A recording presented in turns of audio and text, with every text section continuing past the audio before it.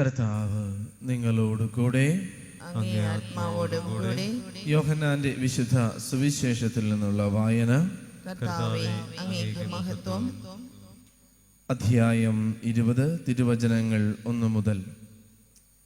ആഴ്ചയുടെ 1-ാം ദിവസം അതിരാവിലെ ഇരുട്ടായിരിക്കുമ്പോൾ തന്നെ മഗ്ദലേന മറിയം ശവകുടീരത്തിൻ്റെ സമീപത്തേക്ക് വന്നു. ശവകുടീരത്തിൻ്റെ കല്ല് മാറ്റപ്പെട്ടിരിക്കുന്നതായി അവൾ കണ്ടു. അവൾ ഉടനെ ഓടി ശിമിയോൻ പത്രോസിനെയും യേശു സ്നേഹിച്ചിരുന്ന മറ്റേ ശിഷ്യൻ്റെയും അടുത്തെത്തി പറഞ്ഞു, കർത്താവിനെ അവർ കല്ലറയിൽ നിന്നും മാറ്റിയിരിക്കുന്നു. എന്നാൽ അവനെ അവർ എവിടെ വെച്ചുവെന്ന് ഞങ്ങൾക്കറിഞ്ഞുകൂടാ. മറിയം കല്ലറയ്ക്ക് വെളിയിൽ കരഞ്ഞുകൊണ്ട് നിന്നു. അവൾ കരഞ്ഞുകൊണ്ടിരിക്കുമ്പോൾ കുനിഞ്ഞ് കല്ലറയിലേക്ക് നോക്കി. വെള്ള വസ്ത്രം ധരിച്ച 2 ദൂതന്മാർ യേശുവിൻ്റെ ശരീരം വെച്ചിരുന്നിടത്ത് ഒരുവൻ തലയ്ക്കലും ഇതരൻ കാൽക്കലുമായി ഇരിക്കുന്നത് അവൾ കണ്ടു. അവർ അവളോട് ചോദിച്ചു, സ്ത്രീയെ, എന്തിനാണ് നീ കരയുന്നത്? അവൾ പറഞ്ഞു, എൻ്റെ കർത്താവിനെ അവർ എടുത്തുകൊണ്ടുപോയി. അവർ അവനെ എവിടെയാണ് വെച്ചിരിക്കുന്നത് എന്ന് എനിക്കറിഞ്ഞുകൂടാ. ഇത് പറഞ്ഞിട്ട് പുറകോട്ട് തിരിഞ്ഞപ്പോൾ യേശു നിൽക്കുന്നത് അവൾ കണ്ടു. എന്നാൽ അത് യേശുവാണെന്ന് അവൾക്ക് മനസ്സിലായില്ല.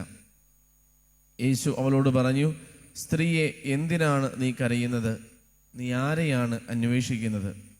അത് തോട്ടക്കാരനാണെന്ന് വിചാരിച്ച് അവൾ പറഞ്ഞു, പ്രഭോ, അങ്ങ് അവനെ എടുത്തുകൊണ്ടുപോയെങ്കിൽ എവിടെ വെച്ചു എന്ന് എന്നോട് പറയുക, ഞാൻ അവനെ എടുത്തുകൊണ്ട് പോയിക്കൊള്ളാം. യേശു അവളെ വിളിച്ചു, മറിയം.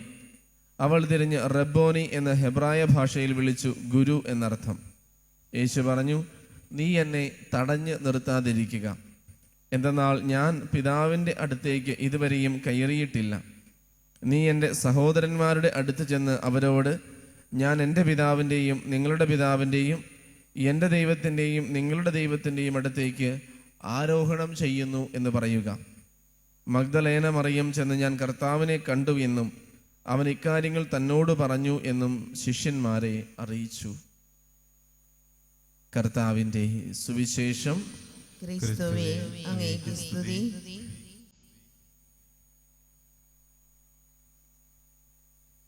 ഈശോ മിശിഹായിൽ ഏറ്റവും പ്രിയപ്പെട്ടവരെ, ഒരുപക്ഷെ സുവിശേഷങ്ങളിൽ നമ്മൾ കണ്ടുമുട്ടുന്ന ശക്തമായ സ്ത്രീ കഥാപാത്രങ്ങളിൽ ഒന്നാണ് വിശുദ്ധ മഗ്ദലേന മറിയം.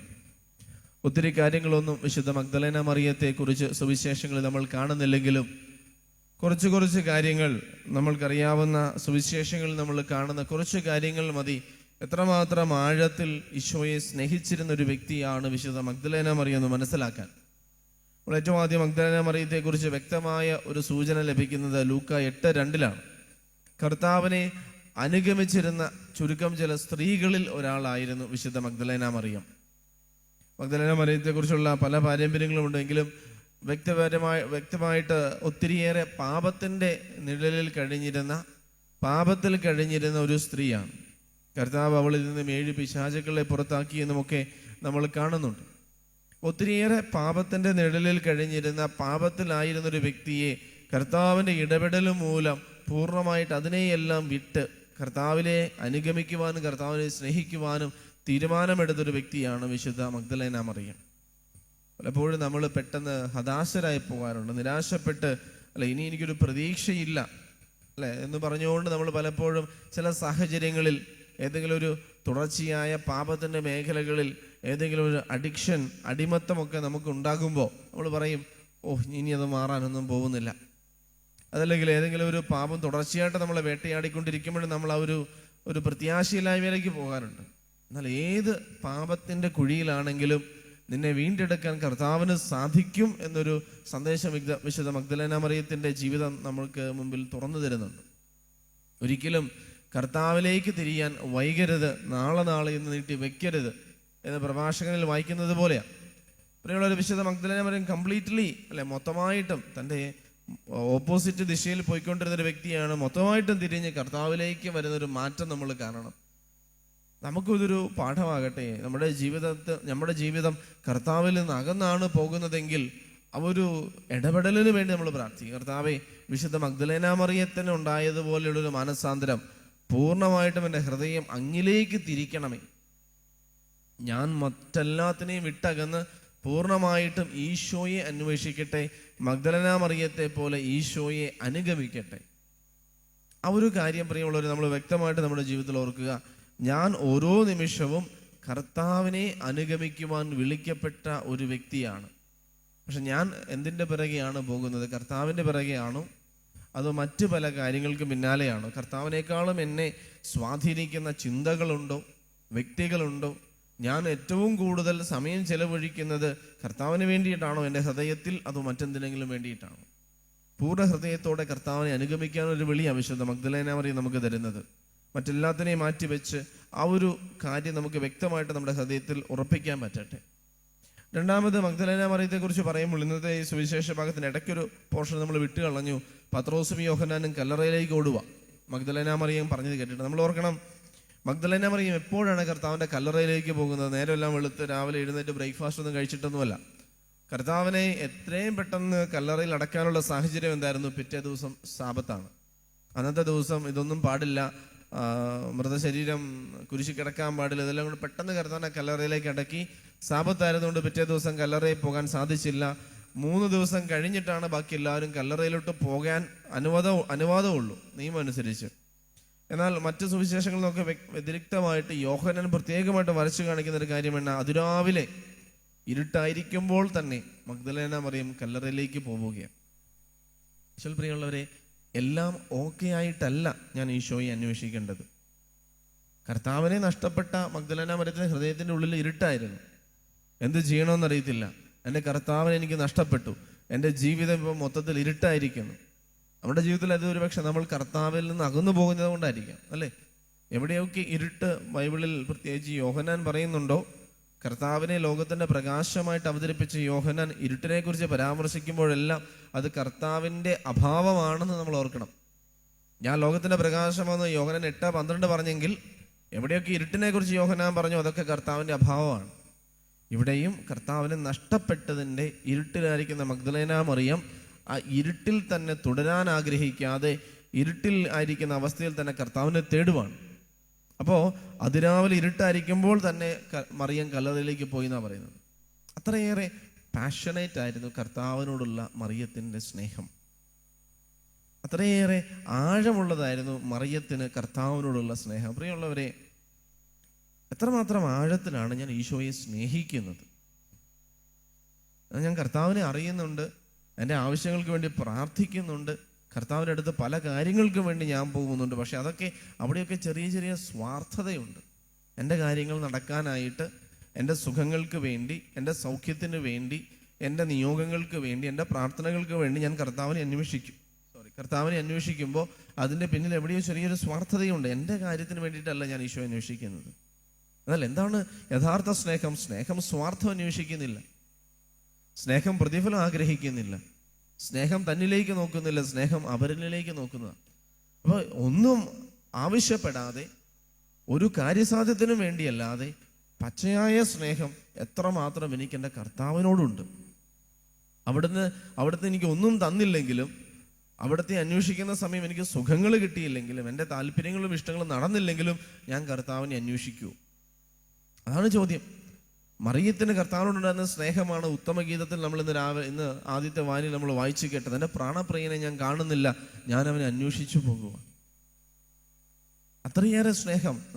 എനിക്ക് ഏറ്റവും പ്രിയപ്പെട്ട ഒരു പ്രാർത്ഥനയാണ് തിരുഹൃദയത്തിൻ്റെ കൊന്ത.